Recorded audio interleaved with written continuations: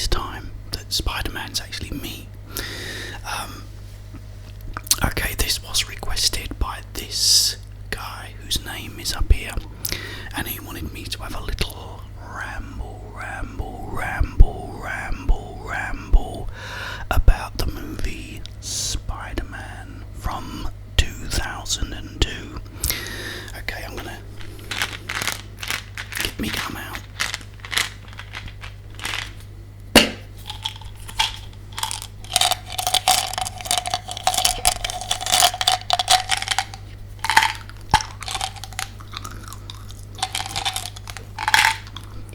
These are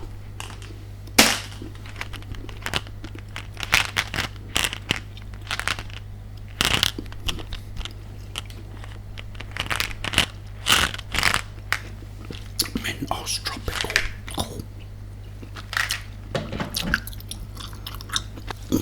Oh, they're quite sharp.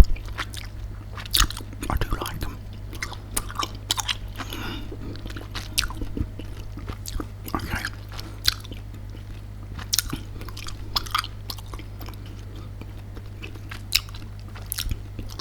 I grew up, like when I was a kid, I used to get all the American comics because they were better than our ones. Our ones in the UK used to be like black and white, and you'd get, say it was for example, the Incredible Hulk. You'd get a few pages of the Incredible Hulk story, then you get the Fantastic Four story, a few pages long, and then another one. So they were just very short, whereas with the American comics they were smaller but all in colour, and they'd have like the whole story. It'd be like not the whole story but a much longer story than the UK one. So I used to have absolutely loads of these comic books. The police are heading towards something. I'm gonna have to go out there, get web slinging. So I loved it. You know, as you know, the origin of Spider-Man was a student called Peter Parker, who wasn't a very popular person. Not, you know, most of the other kids didn't like him, and he ends up getting bitten by this radioactive spider, which gives him all these powers, like a sort of ultra,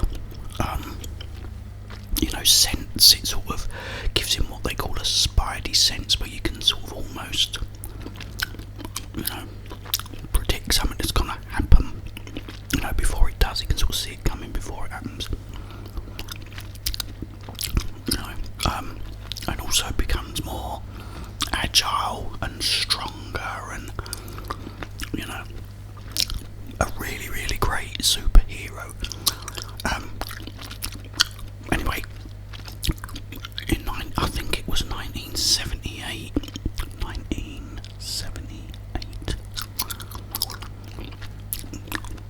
they started to make a TV show of Spider-Man. Now, I love Spider-Man, and even though I was only like about 8 years old, I didn't get how, the strength I could understand, and the agility, and the spidey sense and everything. I always thought, how does he stick to the wall? A spider sticks to the wall because of its size. It's only small, and it also has all these little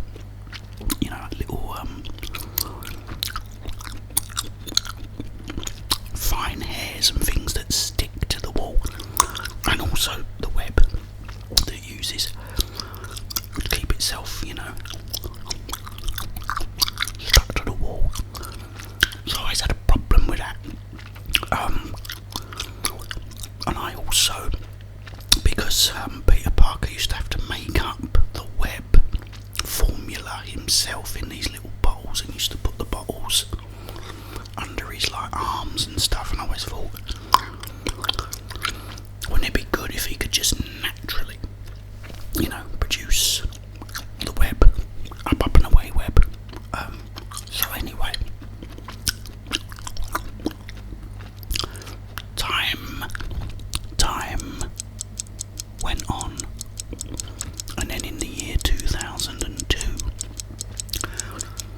the great director Sam Raimi remade Spider-Man. Now this I was really looking forward to, because I love Sam Raimi as a director. He's brilliant. And it remade Spider-Man. I thought, oh, this is good. Now I hadn't seen it, but my friend had, and I'd always said about Spider-Man, not really being able to stick to a wall. So my mate come round and he went, "You're gonna love this film." He said, you go on about him sticking to the walls and that. I said, yeah. He said, well, wait till you see this film anyway. So the film opens up with, Peter Parker, the sort of nerdy kid that no one really likes. And they go to this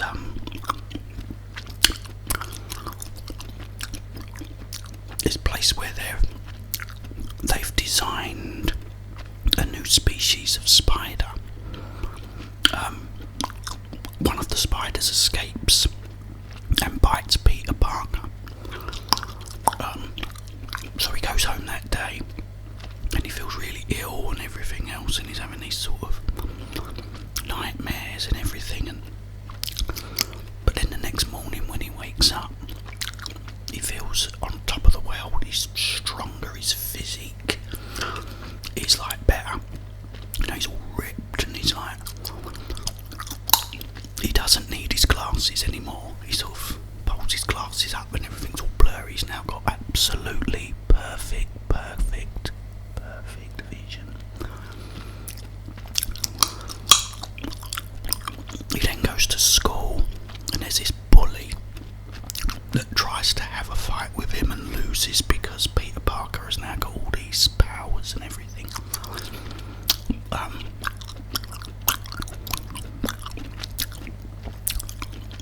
But what I loved about it was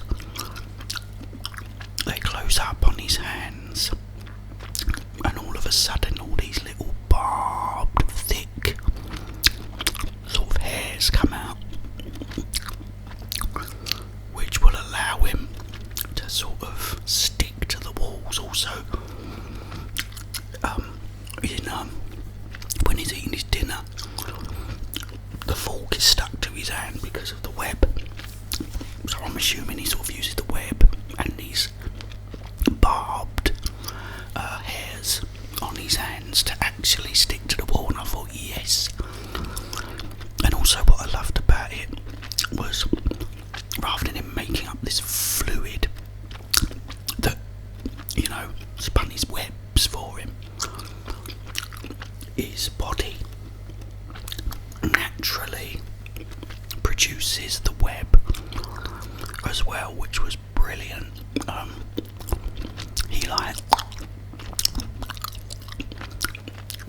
He does his bit where all of a sudden he's going around fighting all these crimes, catching all these criminals and stuff.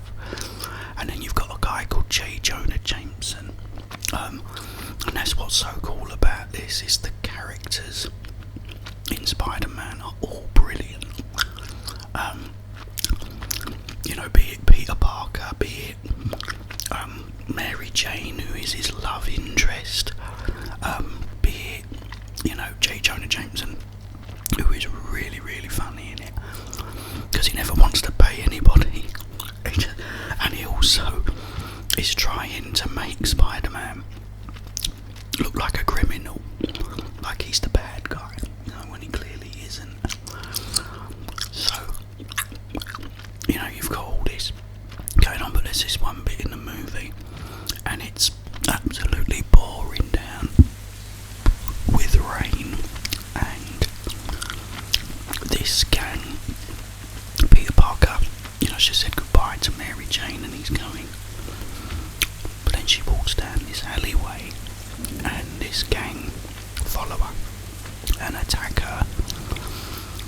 So Peter Parker comes with just this Spider-Man's no mask, but it's dark and raining, so it don't matter.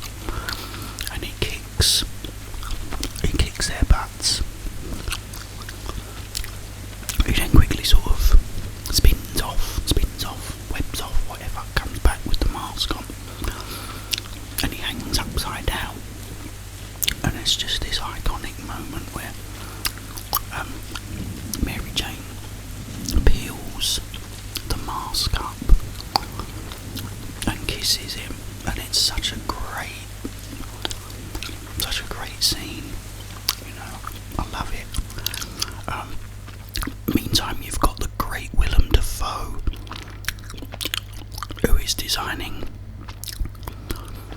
these sort of boards and new sort of type of soldiers with this sort of enhancement. It again enhances their strength and stuff. And decides to experiment on himself, and he becomes this evil villain called the Green Goblin. So he comes around on this board and throws these like bombs that just disintegrate you and stuff. So Spider-Man has to go up against him. And what I love is like when Spider-Man is fighting a villain, he's always put into this sort of predicament, and it's like in this one,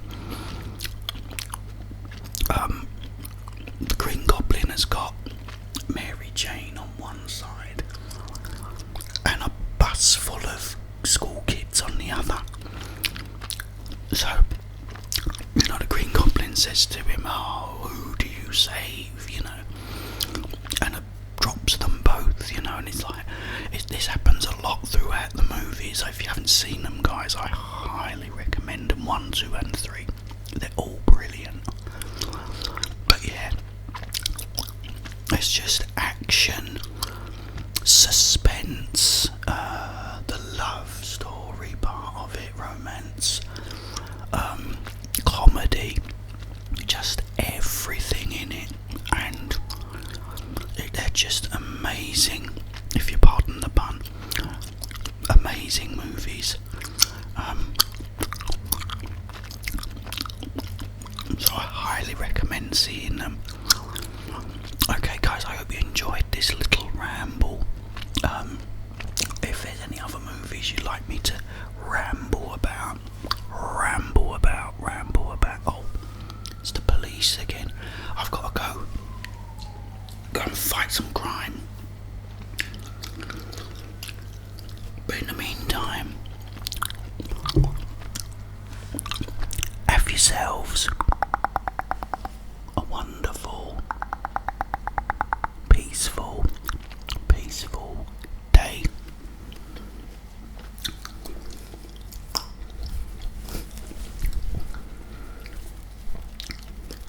Help is on the way, dear.